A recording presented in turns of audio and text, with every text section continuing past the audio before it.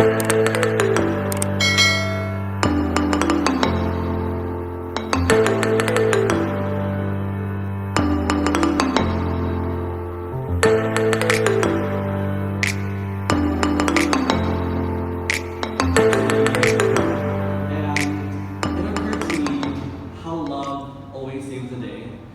how the genre of love in movies is being used to interpret a deeper foundation of what it actually is.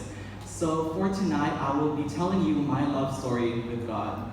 So our sermon is entitled. Okay. So to give our sermon tonight a bit more foundation and growth and more insightful, I actually asked 3 of my Buddhist friends to tell me what is love to them. So I actually wrote down their responses. If you can see the screen, there's the response. So I'll be reading them. So my first friend is Nietzsche. So she says, love, in her perspective, means the ignition of a physical feeling. A feeling that you would want to do anything at all for the specific person that you feel these things with. Their happiness and well-being is now something you genuinely care about, perhaps even more above your own. We would want to do things for that person in our own expense. Most importantly, we would feel no hate should that person just transgress against you. So the next friend that I have is Marissa. She says that people will experience all kinds of affection throughout their life.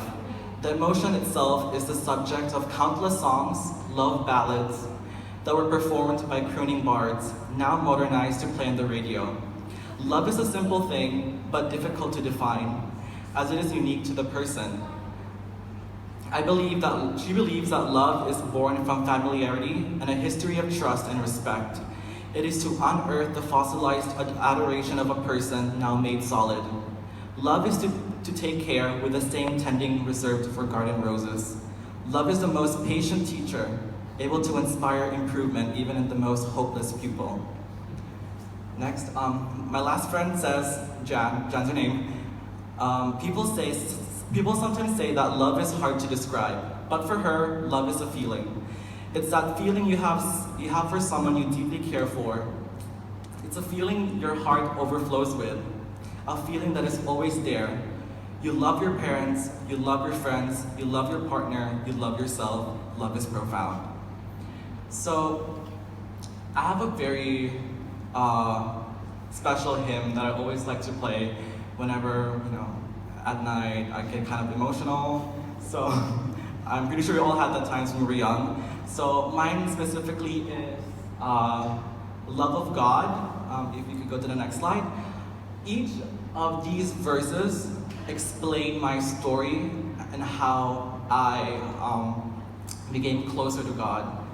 So, music is the language of the soul, and if words cannot describe it, music can. So, right now, at this moment, I would explain to you my story with God through this song. So, the first hymn, the stanza says, O love of God, how strong and true, eternal and yet ever new, uncomprehended and unbought, beyond all knowledge and all thought. Marking towards my coming of age, I was oblivious to the concept of true Christian values. I wasn't equipped enough to fully understand God's true, genuine motives for my life. At that point, I was a quintessential example of a naive SDA that misdirected my idea of my existence and my identity. God's plan and purpose for me were 2 things that I misunderstood immensely. Entering my freshman year, I dealt with a big tribulation. I had just risen from a broken friendship. I did not hold any expectations whatsoever because, I just got back from it, and I don't want to get back to that point where I was. Just like a bird with broken wings, setting wishes as high as diamonds were too far-fetched. I entered the school year not wanting to socialize. I kept myself distant from others. I put up boundaries, set up borders, and claimed a territory of isolation. but the break of dawn won't give me the time of day. However, my social plans took a detour. A group of individuals from my grade invited me for a Saturday afternoon getaway. But, knowing my ideologies and my faith, I was spiritually grounded and I declined. However, saying no and declining became a cycle. These strangers that turned to friends started to show resentment towards me. Knowing I couldn't handle their loathing, I broke down in tears and questioned my faith in God. I constantly prayed for guidance, but got nothing in response. I think it was exactly 2 months of me praying, but I got no reaction from God, and I started to feel hopeless. I walked through my school's hallways and corridors with a tear-stained face, asking why God made me walk through this entirely alone. I started to have these loads of questions in my mind. Where's God when my friendship diminished? Where's God when I feel pain? Where's God when I feel trapped? Where's God when I am depressed? Where's God when disaster strikes? Where is God when my prayers are inconclusive? Was this the grand tale of God's greatness? I thought to myself, because I always hear these testimonies from other people saying, "Oh, God changed my life, and He sent somebody to inspire me in some kind of way." I always thought that was cliche, but at that point I was very desperate for an answer, but God won't just give it to me. So I started to doubt my faith in Him. My shadow of swelling hope covered the ethereal glow that I was blind to recognize. Because of my religion, I was ridiculed. I started to feel like an outcast. After people made fun of me because of being an SDA, I started to feel out of place. I can vividly remember sharing something in values class about my experience, and I would always hear a couple of students at the back whispering and bickering and just laughing at me, and they always think I'm just there for attention, just because I know the Bible more than them. I felt ashamed of who I am. At that point, the God I knew became a curse. I thought to myself, religion shouldn't hurt you, or it should make you feel afflicted. In fact, it should make you feel free and unproblematic, but life threw a huge curveball at me. Why do I feel like suffocating? I thought to myself, like everything is black and white. Nothing is really settled in a gray area. Why does God restrict me from fully experiencing the wonders of the world? There's so many rules that Christians, have. Like you can't eat pork.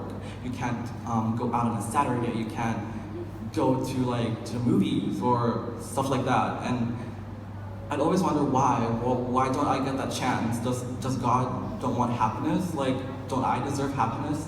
It became my identity crisis then. From then on, I ran away and hid from myself and my identity. Being labeled by lots of people is not a situation that everyone wants to be in. I couldn't focus on my studies. I started to become more insecure. I remembered going to church didn't seem to be an excitement anymore. It became a forced obligation. After service, I would dash right back home. I wouldn't join AY because I felt unmotivated. And sometimes I wouldn't come to Sabbath school early because I had no friends. And I had no one to relate to in Sabbath school classes. So I felt like I didn't really belong in the church some kind of way. So yeah, I would dash my way back home right after church and just do nothing, just sleep until it came sunset and I could do my normal activities. It was the peak of my religious downfall. From ever since then, nothing seems to be the same. At some occasions, I would get invited to speak just like this, or be invited to sing, but I've always declined because, if you're here to be happy, you're here to share. But I feel like I don't want to deprive people of that. So if I'm not ready and I don't feel like I want to preach, I should not do it at all.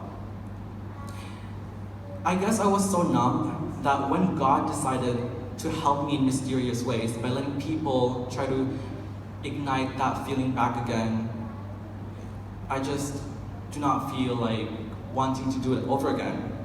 I couldn't be moved at all.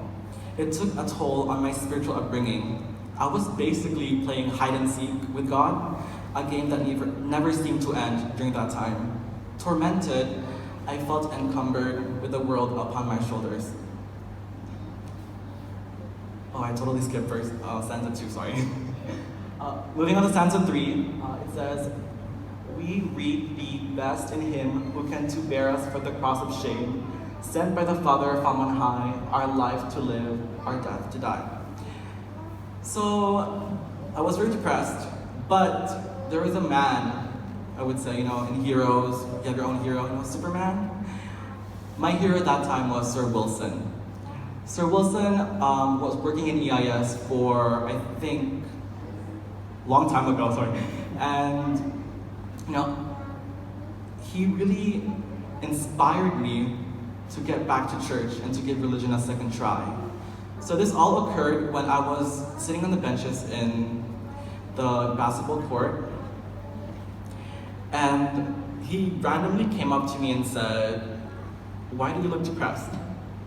And at first I thought, well, that's rude. Like, you just don't come up to anyone and say, "You're depressed." But he said, "Why don't you come to my office to, maybe chill and just talk?" And I said, maybe not. But when he mentioned food, it'll be very rude and disrespectful to not say yes. And maybe I did not eat lunch, so I said, "Yeah, sure, I'll come." So I retaliated by saying, "Yeah, I'll come for the food, and maybe I'll just come for the food." I don't know. So yeah, it was really a miracle, because after that, we would talk, we would sort things out, but I never knew he could change my life, and he could have that much impact on me. And verse 4, "We read thy power to bless and save, even in the darkness of the grave. Still more in resurrection light, we read the fullness of thy might." So at first, we would just call it a casual hangout, talk, eat. But at every tick of the clock, my perspective and my perception about religion changed. We were submerging into really cool topics, and it really struck a moral chord within me. So at that moment, I decided to stop playing hide and seek with God. I wanted to give my religion another chance. I was not just doing that just for, giving God another chance. I was doing it for myself as well, because I was tired of living under a rock. I was tired of, veiling myself from my own identity when I can just be who I am and enjoy life that God has planned. For months, I have been covering myself in the world, but it was time for me to use the talents God gave me. Since then, I didn't care what people think. As long as I was morally inclined and did things with good intentions, there was nothing for me to think that I am an abomination. God helped me jump off the page. And every time we had Bible studies, it touched me. And 4 months after that, it was actually the camporee, SAUM camporee, and they had a baptism. And Sir Wilson told me, "Oh, we're gonna have a baptism in the camporee. Are you willing to do it?" And I thought to myself, I always knew baptism to be a personal decision, no one should force you to do it. But at that moment, I felt the growth. I imagined myself lifting my own darkness. And so at exactly December 13, 11:23 a.m., I was baptized. O love of God, our shield and stay, through all the perils of our way, eternal love, in thee we rest, forever safe, forever blessed. You know, life gets busy sometimes. We are slapped with problems that instead of running towards Him, ready to embrace us, we run away. We hide, we run away, and we falter. And who do we blame? God. God emits security. His love is a hiding place from this overwhelming world. All we need to do is realize our mistakes and fall on our knees. My human relationships, for the most part, have been based on unconditional love. If I didn't have believed in a certain way or do certain things, love was withheld. Punishment was swift and brisk, but kind, affirming words were few and far between. I needed my relationship with God to be different, and He provided just that.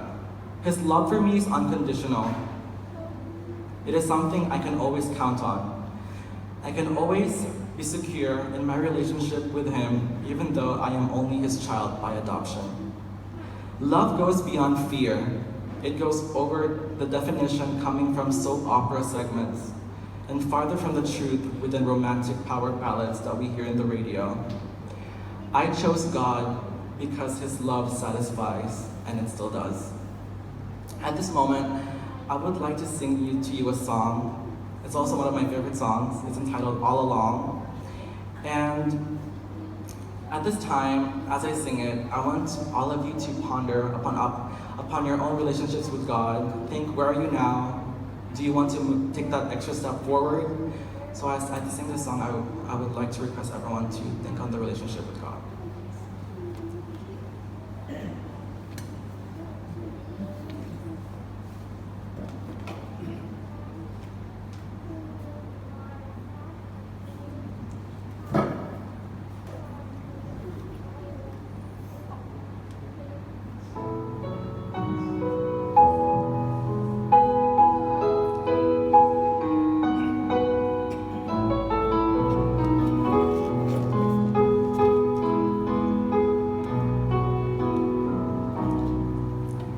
Time just drifts away, and I look back on the years, memories of happiness, bitter tears. Through it all, there is a common thread that cannot be ignored. You are there, making me to be your servant, Lord. All along, your hand has been guiding me, shaping my life to be a beautiful song. All along, you've led me through things that you knew would make me strong. Your love has been there all along.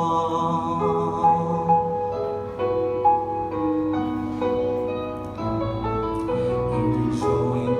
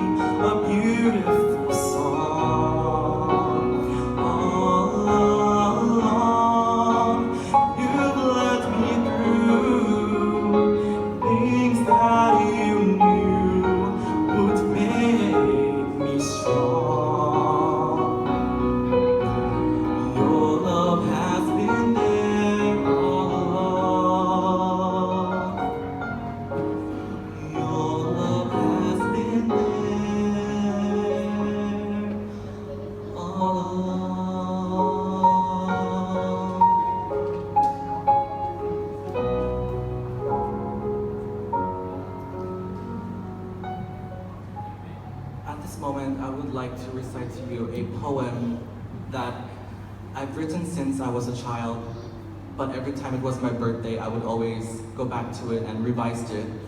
And because every year I learn something, so I come back to this poem and change it up. So it has been changed for, I think, 13 times now. And it speaks to my journey, my love journey with God. It says, it's entitled The Chase. The love of God has given me freedom than I ever thought possible. It has given me liberation from my past, my anger, my fears, my potencies, and my insecurities.